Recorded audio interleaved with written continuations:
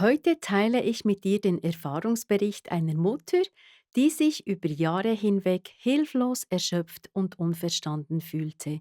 Sie war verzweifelt, kraftlos und doch kam sie mit einem letzten bisschen Hoffnung zu mir in den Gruppenkurs nach Zollikofen. Ich erinnere mich noch gut an sie, an ihren Blick, an ihre Worte, die sie immer wieder sagte. Wenn es nur ein bisschen nützt, dann bin ich schon glücklich. Heute lese ich dir vor, ob es ein bisschen genützt hat. Und ich kann dir schon jetzt sagen, es hat nicht ein bisschen genützt, es hat ihr Leben verändert. Hey, du Family Hero! Bereit, deinen anspruchsvollen Alltag neu zu gestalten? Erfahre, wie gezielte Ernährung das herausfordernde Verhalten deines Kindes nachhaltig verbessern kann. Ich bin Pascal Henny von FEBA, der Fachstelle Ernährung bei ADHS, und sage dir, ein entspanntes Familienleben ist möglich. Los geht's! Seit unser Sohn Sebastian 3 Jahre alt war, gehörten Wutanfälle, Geschrei und Schläge zu unserem Alltag. Dazu kamen abends massive Einschlafschwierigkeiten, oft mit Herzklopfen und Angstzuständen. Wir haben vieles ausprobiert: Homöopathie, verschiedene Körper- und Gesprächstherapien, psychologische Begleitung. Alles half, aber immer nur ein bisschen. Auch Medikamente brachten nur eine mäßige Verbesserung. Als Sebastian 9 Jahre alt war und sich weder körperlich noch seelisch wirklich etwas veränderte, waren wir als Familie am Anschlag. Er erhielt die Diagnose generalisierte Angststörung mit leichtem ADHS. Schweren Herzens entschieden wir uns, ihn für 2 Jahre in eine Tagesklinik für Kinder mit seelischen Belastungen zu geben. Danach ging es ihm etwas besser, aber wirklich gut war es noch immer nicht. Dann kam dieser Moment, der mir das Herz zerriss.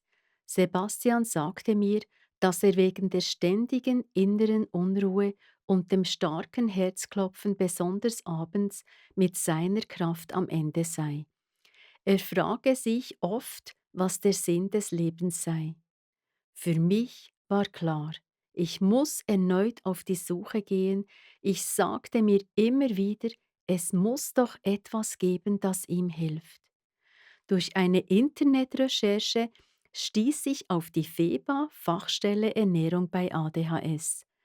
Nach einem sehr positiven Telefongespräch entschieden wir uns, die FEBA Ernährung auszuprobieren. Ich meldete mich für den Gruppenkurs an und stellte kurz darauf unsere Ernährung nach den FEBA-Empfehlungen um. Der Erfolg ließ nicht lange auf sich warten. Am 6. Tag der Umstellung sagte Sebastian: Mami, so gut gelaunt war ich schon lange nicht mehr. Ich konnte meine Tränen nicht zurückhalten.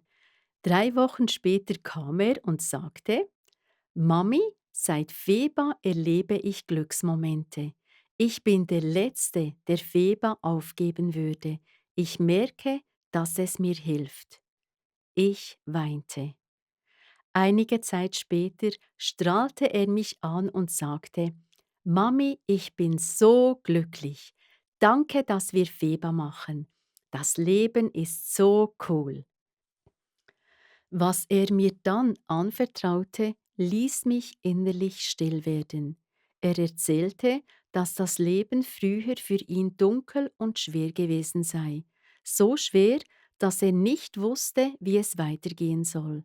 Dass er keine Freude am Leben hatte, keine Hoffnung. Und dass er dachte, er würde später vielleicht einmal Drogen nehmen.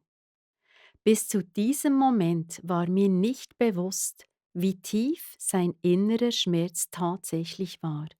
Ich war erschrocken und gleichzeitig unendlich dankbar, dass er sich mir anvertraute und noch viel mehr, dass sich sein Lebensgefühl durch die Ernährung so grundlegend verändert hatte. Heute, 3 Monate nach der Ernährungsumstellung, ist alles anders. Sebastian kann endlich glücklich sein. Inzwischen konnten wir das eine Medikament komplett absetzen, das andere reduzieren wir aktuell erfolgreich. Die Einschlafschwierigkeiten und Angstzustände sind verschwunden und Therapien braucht er keine mehr.